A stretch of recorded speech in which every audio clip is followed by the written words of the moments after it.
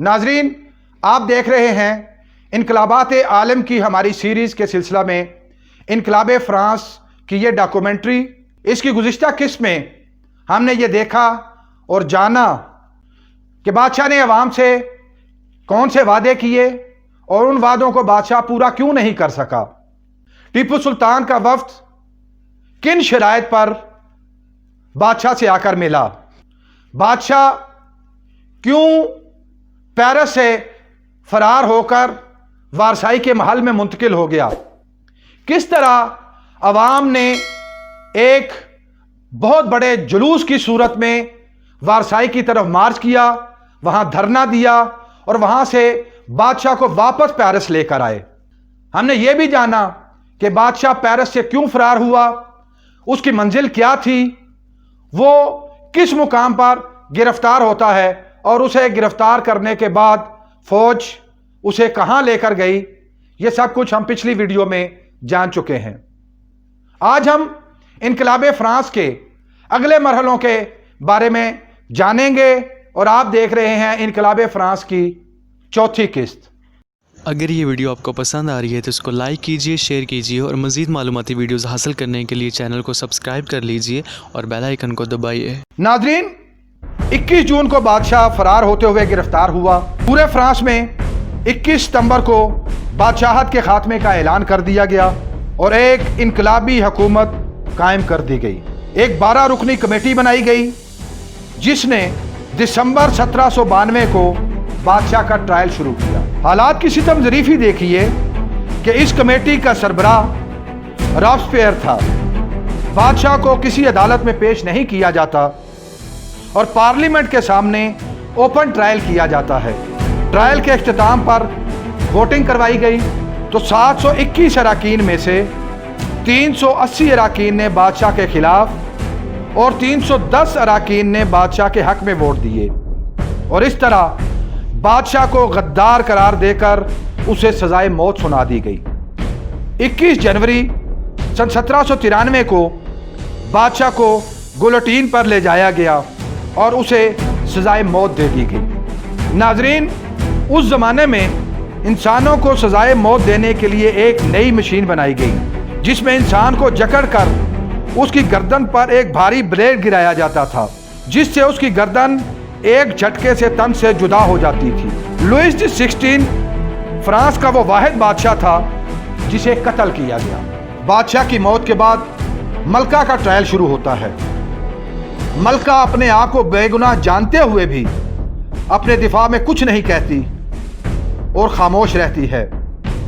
बादशाह की मौत के 9 माह बाद 16 अक्टूबर को मलका को भी सजाए मौत दे दी जाती है। इनकलाबी हुकूमत के दौर में मुखालफिन के कत्ले आम का सिलसिला शुरू हो जाता है जो कि सन 1794 तक जारी रहता है। एक अंदाजे के मुताबिक इस अरसा में 17,000 लोग कत्ल किए गए जबकि अवामी कत्ले आम की तादाद इससे कहीं ज़्यादा है। इनकलाब एक नई करवट लेता है और इनकलाबी अपने ही साथियों पर शक करते हुए उन्हें गद्दार करार देने लगे। इनकलाबी हुकूमत और तहरीक का एक नामवर कारकुन और साथी चार्ल्स डेंटन गद्दारी के इल्ज़ाम में गिरफ्तार कर लिया जाता है। मुख्तसर ट्रायल होता है और उसके बाद जॉर्ज डेंटन को सजाए मौत दे दी जाती है। गुलोटीन पर जाते हुए डेंटन सिर्फ एक जुमला कहता है कि मुझे अफसोस है कि मैं रॉबस्पियर से पहले मर रहा हूँ। रॉबस्पियर हुकूमत पर अपनी गिरफ्त मजबूत करता जा रहा था और उसके लिए उसने गद्दारी के इल्ज़ाम और खौफ का सहारा लिया।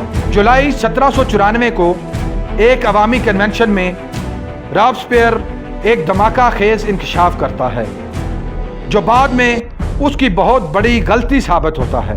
हुआ यूं कि रॉबस्पियर ने उस कन्वेंशन में ऐलान किया कि उसके पास गद्दारों की एक लिस्ट है मगर वो इस मौका पर गद्दारों के नाम नहीं बताता।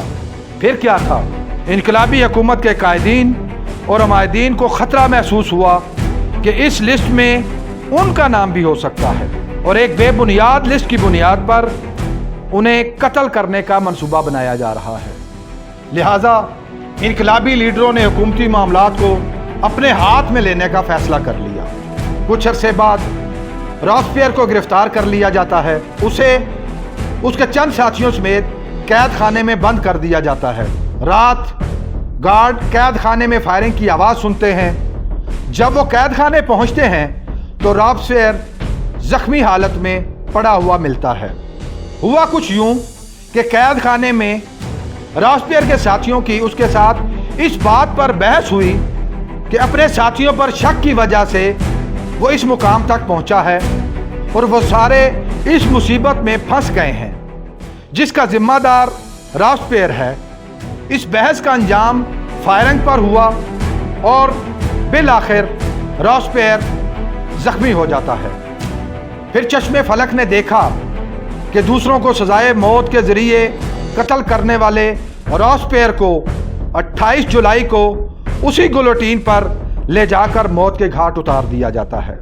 नाजरीन, जब किसी कौम के गिरोह में अपने ही साथियों की वफादारी पर शक किया जाने लगे तो फिर इस सोच की भेंट बहुत से काबिल रश्क और वफादार साथी भी चढ़ जाया करते हैं। शहनशाह और मलका के कत्ल के बाद भी उसके ख़ानदान पर मुश्किलें कम नहीं होती और 8 जून सन 1795 को बादशाह के बेटे और फ्रांस के वली अहद को भी कत्ल कर दिया जाता है। नाजरीन, अवाम को इनकलाब से जो उम्मीदें थीं वो पूरी नहीं हो पा रही थी। इनकलाबी हुकूमत की तमाम तर तवज्जो मुखालफीन के कत्ल-ए-आम पर थी। इनकलाबी हुकूमत के 5 साल मुकम्मल हो जाने पर भी अवाम की ज़िंदगी की महरूमियाँ ख़त्म ना हो पाईं। फ्रांस की मुआशी हालत में बेहतरी ना आ सकी। इनकलाबी हुकूमत नाकाम हो चुकी थी। जिस इनकलाब के लिए लोगों ने कुर्बानियाँ दी थीं, अब वो उस इनकलाब से मायूस होते चले जा रहे थे और इसी मायूसी में अवाम की नज़रें एक मसीहा की तलाश में थीं। फिर एक और मसीहा फ्रांस पहुंचता है। ये मसीहा फ्रांस का एक नामवर जनरल नेपोलियन बोनापार्ट था। सन 1799 को पेरिस पहुंचकर नेपोलियन अवाम की हालत ज़ार का जायज़ा लेता है और एक नए दौर का आगाज़ होता है। नेपोलियन 9 नवंबर सन 1799 को इनकलाबी हुकूमत का तख्ता उलट देता है। एक नई हुकूमत कायम होती है। मुल्क में कत्ल गारत गरी और खौफ का तवील सिलसिला इख्तिताम को पहुंचता है। सन 1804 को नेपोलियन फ्रांस का इक़्तिदार खुद संभाल लेता है। नेपोलियन के इक़्तिदार को फ्रांस का दूसरा इनकलाब कहते हैं। नेपोलियन एक बेहतरीन जनरल होने के साथ साथ एक आला पाए का मुंतज़िम भी था। उसने फ्रांस में इनकलाबी इस्लाहात का आगाज़ कर दिया। कानून के सामने मसावात, अमलाक के हकूक, मजहबी रवादारी, डाकुओं का खात्मा, जागीरदारी का खात्मा और साइंस और फ़नून की हौसला अफजाई जैसे इनकलाबी इक़दामात ने फ्रांस की आवाम की हालत बदल कर रख दी। नेपोलियन के नज़रियात और इनकलाबी इक़दामात से दुनिया के 70 ममालिक मुतासिर हुए। नेपोलियन हुकूमती मामलात के साथ साथ सल्तनत की वसअत के लिए अस्करी मुहिम्मात भी कामयाबी से मुकम्मल करता रहा। सन 1815 को वाटरलोकी की जंग में शिकस्त के बाद नेपोलियन को जला वतन कर दिया जाता है और 1821 को सेंट हेलेना के जजीरे में नेपोलियन की मौत हो जाती है।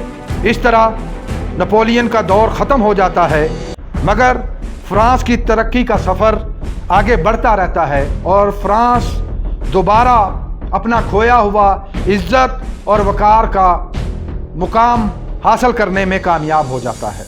नाजरीन, जब कौमें ज़वाल का शिकार हों, सियासी और समाजी निज़ाम बांझ हो जाए, मुल्की इक़्तिदार में अवाम का हिस्सा ना रहे, अशराफिया और अमीर तबका हुकूमती ऐवानों पर बराजमान हो जाए, आम शहरियों को बराबरी के बुनियादी हकूक़ भी मुयस्सर ना हों, महरूमियाँ आम आदमी के सर थोप दी जाएं, गरीब और अमीर में फ़र्क हद से बढ़ जाने लगे, तो फिर एक वक्त आता है कि अवाम अपने हकूक़ के लिए बाहर निकलते हैं और इनकलाब अपना रास्ता खुद बनाता है। तारीख़ आलम ऐसे इनकलाबात से भरी पड़ी है। हम आइंदा वीडियोज़ में इंशाअल्लाह मज़ीद इनकलाबात की तफसीलात आप तक पहुँचाते रहेंगे।